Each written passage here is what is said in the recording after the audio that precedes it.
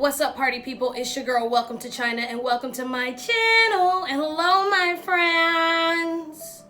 Y'all, today we're going to switch it up again, as I always do, and we're going to be talking about the aftermath of the Texas snowstorm. If you are not aware, the state of Texas, also Mississippi, other places in the South, the deep, dirty South, have been affected by a horrible catastrophe. Never in our lifetime, except for 10 years ago, which was like not even that bad, has Texans ever seen this. This is historical. So we're going to talk about it. I know that the snow is over, but just because the soil has warmed up does not mean that things are still not messed up and these people still very much so need help. So we're going to be discussing this today, and I'm also going to have my friend Tanya, who is a Texan, answer some questions. We're going to talk about ways to help and really get the tea on what the HE double hockey sticks is going on, who is ERCOT, what is the governor doing, what is Ted Cruz doing, how are people of color being affected, and what is going on. So if you're still here for that, hit that subscribe button. I'm on my way to 600 subscribers. Let's get into it. So I'm going to go ahead and break this down starting from Monday all the way to Saturday, and we're going to go call in to Tanya, and she's going to talk to us about Sunday moving forward and really what happened. So Monday, more than a third of continental U.S. records show below zero temperatures. Snowy, icy roads, power outages, things of that nature. So this is right this time last week, literally, we knew it was a big snowstorm coming this way. We go into Tuesday of last week. Officials say that the governor is slamming ERCOT for what they have done. So what is ERCOT? ERCOT is the operator that has four primary responsibilities to bring electricity into Texas. Now, bear with me. We're going to go ahead and deep dive. I also have this on the Statesman website. They are supposed to maintain a system reliability. They're supposed to facilitate a competitive wholesale market. They're supposed to facilitate a competitive retail market and ensure open access to transmission. But the issue was this. Was this a state-ran government agency? And it is not. ERCOT, the agency, is a membership-based nonprofit corporation. Such nonprofits operate primarily to further the common good and general welfare of people of the community in order to be tax-exempt organization. So long story short, what they said is they do control the grid, but they are really more so just the folks that keep it regulated and filtered through. So they do not create the electricity that everyone is up in arms about, because obviously they do not have it, and ERCOT is the people to blame for this technically. But also, what did I want to see about ERCOT was, what does this mean? It's the Electric Reliability Council of Texas. The Electrical Reliability Council of Texas operates Texas's electrical grid. The Texas interconnection, which supplies power to more than 25 million Texan customers. So we're going to go ahead and do a round robin and say why everyone was upset with ERCOT and why the governor of Texas, who is a Republican, just putting that out there, was really up in arms about the ERCOT issue. So that was really all of the tea on Tuesday. Also, people are running out of water, people are running out of firewood, and the Houston police also reported that a woman passed away and a little girl passed away from carbon monoxide poisoning because their car was running in their garage. So I'm going to stop right there and talk about this. The issue with this is what? It's not just Texans are not built for this. It's not just the infrastructure is not built for this. We as a people are not educated on what to do in real natural disasters. I know that I think that I would probably try to stay in the garage and turn on the car. As morbid as that sounds, I probably wouldn't know any better. I would probably think about it and talk about it. My boyfriend, thankfully, is an engineer, so he would let me know, hey, girl, don't do that. But it's a lot of people who do not have these resources, i.e. it's mothers and children out here living alone. Okay, anyway, back to Wednesday. At least 3.4 million Texas customers remain without power. So at this point, they have no power all over. San Antonio authorities say they have been refilling oxygen bottles at homes as 911 calls are pouring in that they're running out of supplies. So you have people who are on oxygen. Now we're going to talk about the people who are handicapped, the older folks, the people who cannot do anything for themselves. Again, the pregnant women, the women and children. 3.4 million customers. Let's just say it was 300,000 people out of those. A percentage of that, a small percentage of that. It's not enough people in the state of Texas to still handle all of these things at the same time and have people be good. It's not going to be fair. ERCOT CEO Bill Magnus explains the issue was largely a lack of energy supply as the cold weather shuttered power facilities. ERCOT-controlled power outages, he said, helped avert the system's collapse. If we have waited and had not done outages, not reduced demand to reflect what has been going on the overall system, we could have drifted towards a blackout. People feel like what they are seeing feels like a blackout, but a blackout can occur if you don't keep the supply and demand balance, could last months. So what he's saying is, if this keeps up and y'all are not turning off what you need to be turning off or laying off the power that you do have to save it for everyone else, then you're going to just be SOL for even longer. Okay, so that is that.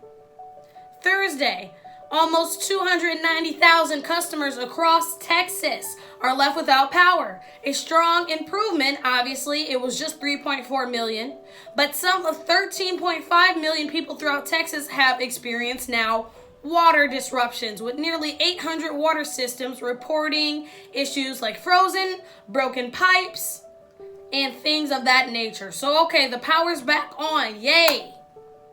But now, I'm thirsty. How do I drink water? Or, okay, things are melting. I can get water. But I'm the 200,000 that still does not have any power. So now ERCOT is going to start telling people, all right, now start boiling your water. But we're going to go ahead and get on to Friday. Among those hit hard in hospitals, President and CEO of Houston Methodist, Dr. Mark Bloom, who is in charge of 7 hospitals in the Houston area, says 2 of his facilities were completely without water for days. One of the hospitals even had to collect rainwater. Do you understand? These are nurses and doctors, nurse practitioners,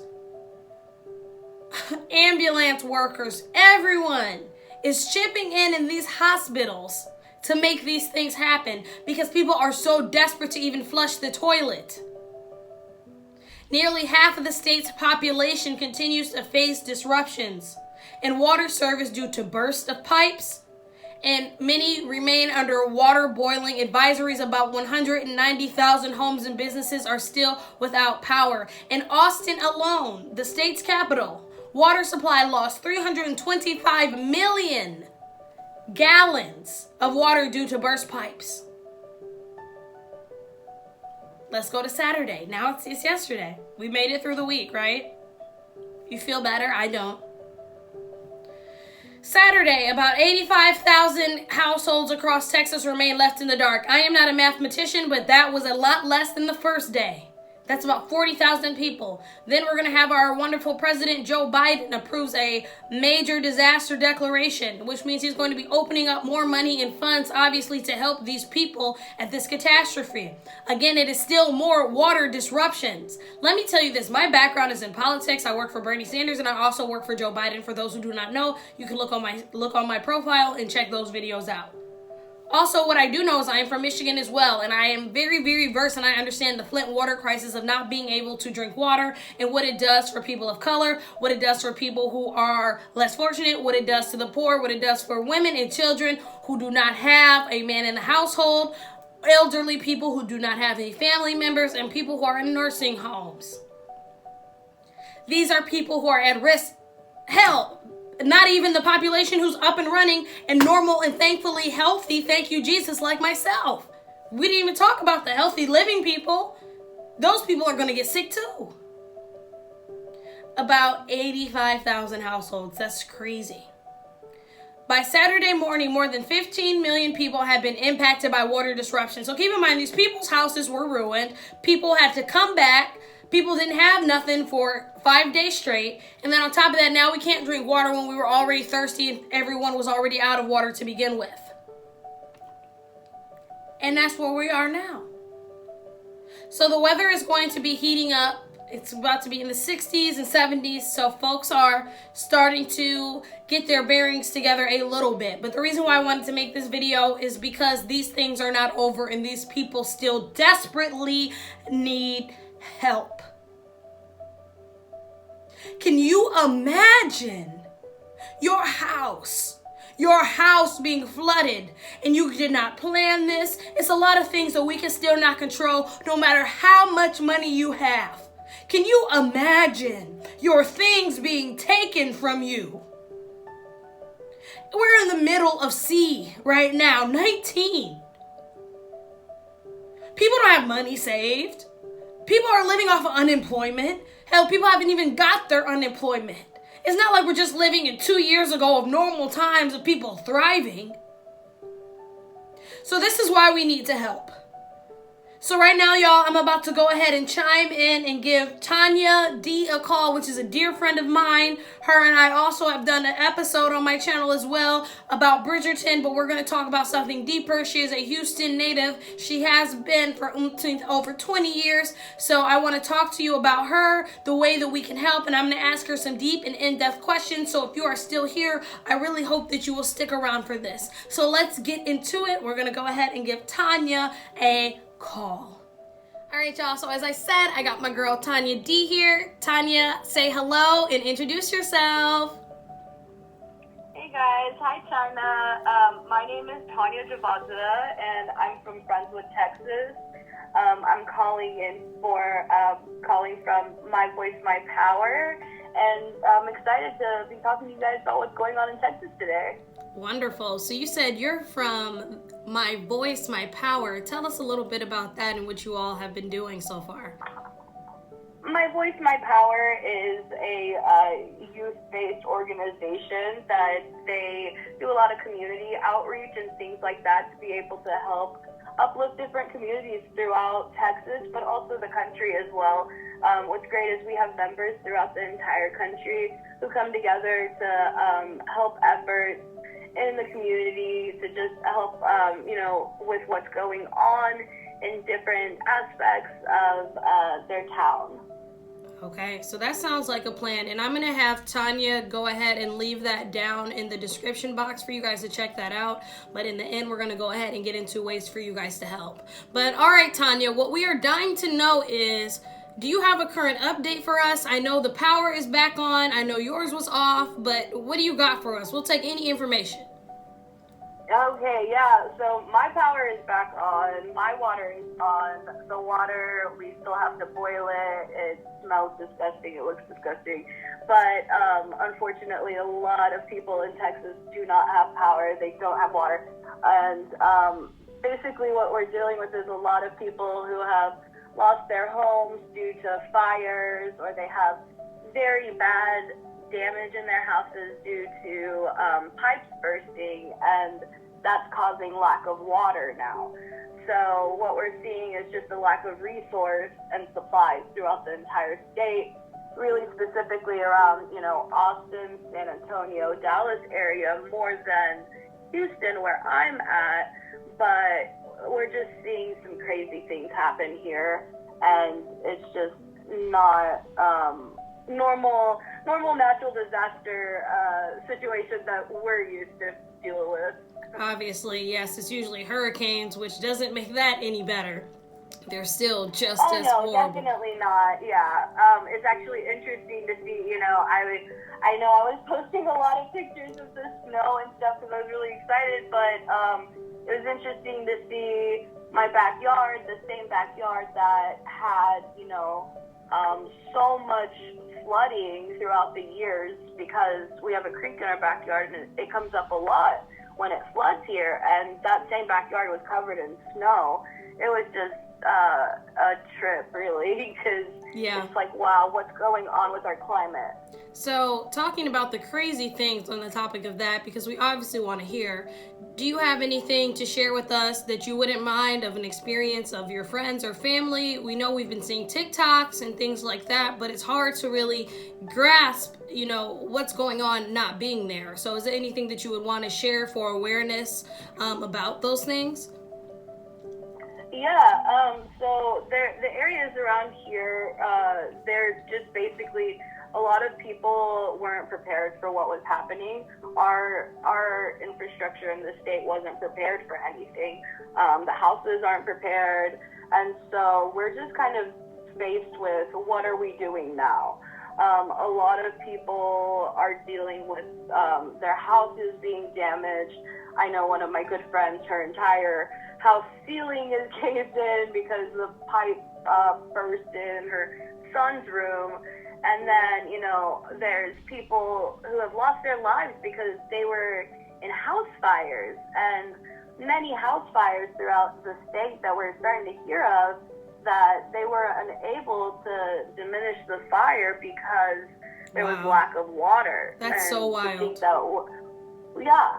think that we're living in America. It's 2021, and we're dealing with lack of water.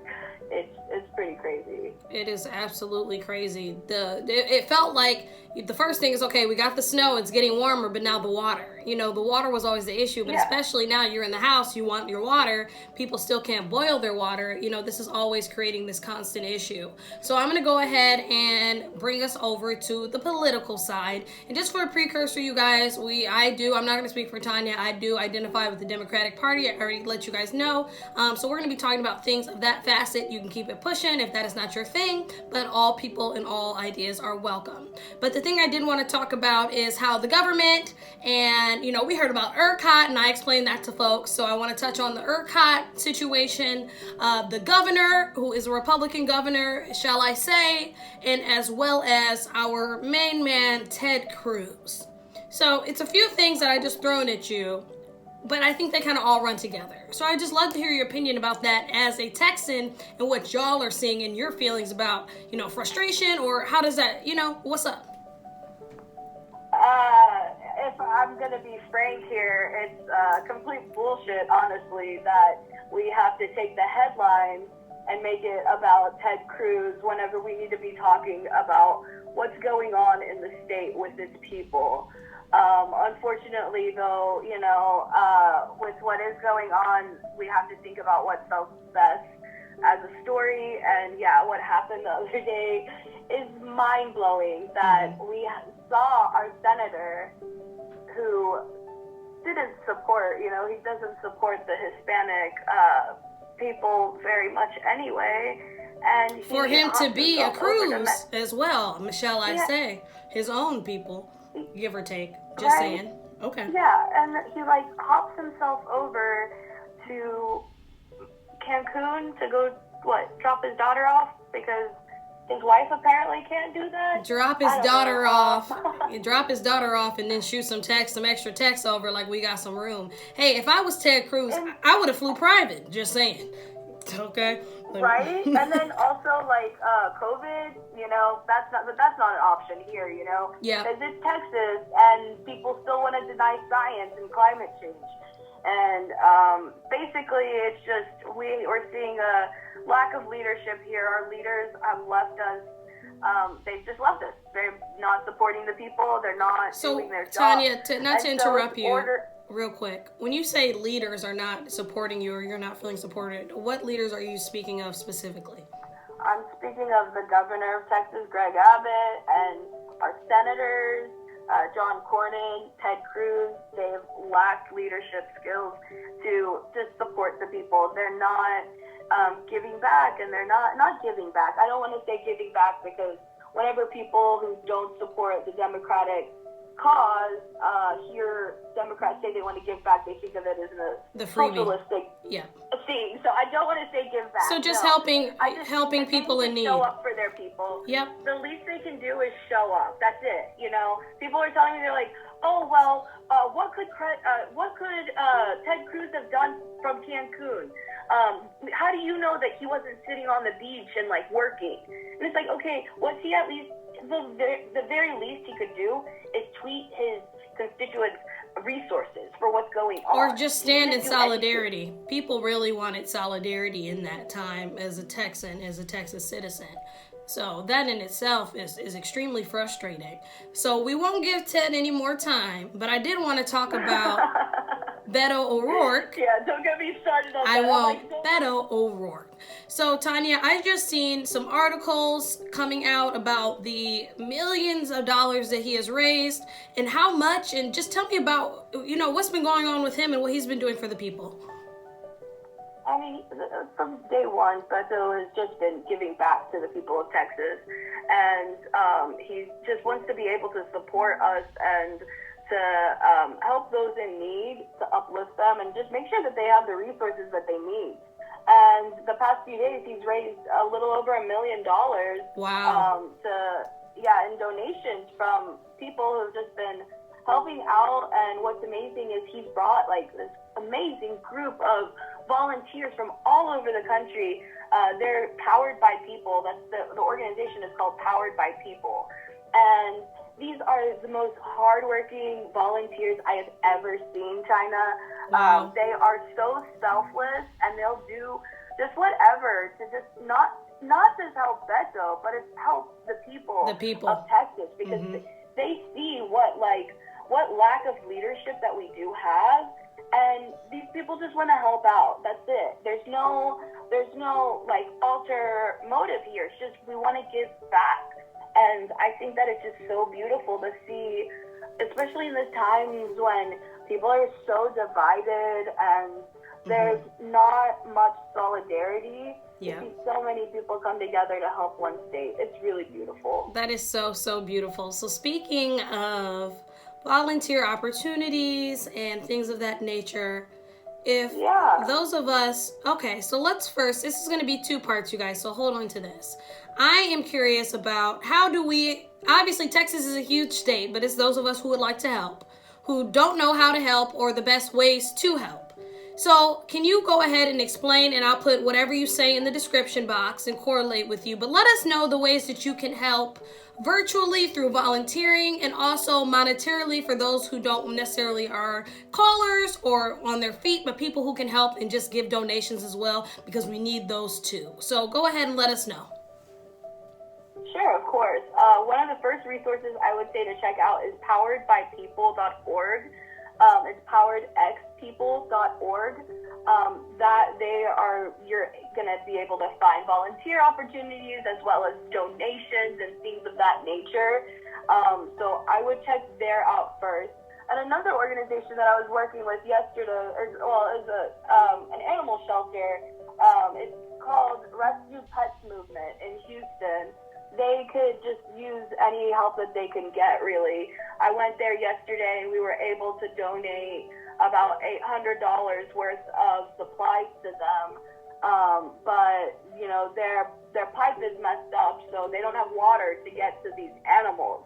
And we have to realize that whenever things of environmental issues happen, it's not just the people who get affected, it's also the animals, the pets. Environment, oh my God. Everything at once. Yes, that's so sad. I can't imagine how many stray dogs will get away, people have had to leave, you know, crazy things happening. I can't even imagine that. Whew. Yeah, it's wild. Yeah, okay, so we have those, and I'm going to put those in. Is it any other ways as well for us out of state? I mean, you could always check out Salvation Army and Red Cross. These organizations are the ones who are setting up warming shelters and water stations throughout the state, and there are areas that they need it a little bit more than others, and so we want to try to get resources out to the entire state, not just those that, you know, have money and wealth. So it needs to definitely be an equal distribution thing here. Okay, and then those of us who are in the state of Texas or surrounding areas, or people who want to get out there and help, what are some local ways for folks to help? local ways you can, I mean, I really highly suggest going to the local animal shelters, checking in with your neighbors, just check in with your friends, go on Facebook and go through and see, are there people who you know who have been affected by this, and just reach out. I think that right now a lot of people are just lacking support. Yeah. And it doesn't necessarily have to be, you know, monetary support. It could just be emotional support too. A few days ago, whenever I was making calls for Powered by People, we were reaching out to the elderly and in the state, and some of these people hadn't talked to somebody in days. And it was very interesting to see how people are affected by this. So, you know, just having a conversation with people is the easiest way to get things started, I think. Well, thank you for those. Those are more than amazing ways. And again, we're going to put those in the description for people to go ahead and check out.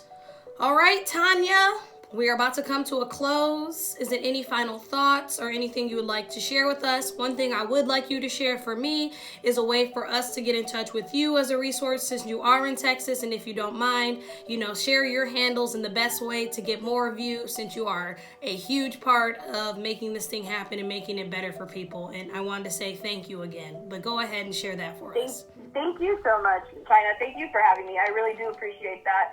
And yes, if you guys want to just get in contact with me, you can follow me on Twitter at Tanya TD21, same Instagram handle. And also, if you want to follow My Voice, My Power, it's at My Voice, My Power on Instagram. Connect with us. If you want to start, you know, you want to reach out, you feel like you want to help out your own community, we can help you figure out ways that you can give back to your own community too. So, you know, it's not always about what we're doing for other people. We can help the people around us as well.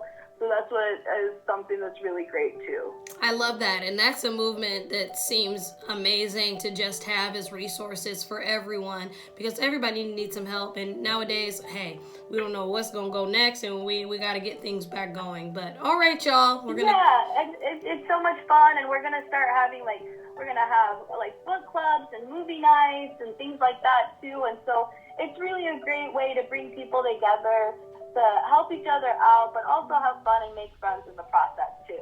I love that. And thank you so much for sharing all of those volunteer opportunities, for being so transparent, Tanya. Thank you, girl. Obviously, you know, we are great friends, so we're going to talk offline more about this. But you guys, make sure you guys hit that subscribe button. Make sure you guys check out Tanya's platforms, as well as the wonderful volunteer opportunities that are going to be listed. Make sure, and drop a comment and let me know which one of these you will be donating to and or reaching out to help for free too. And I will see you guys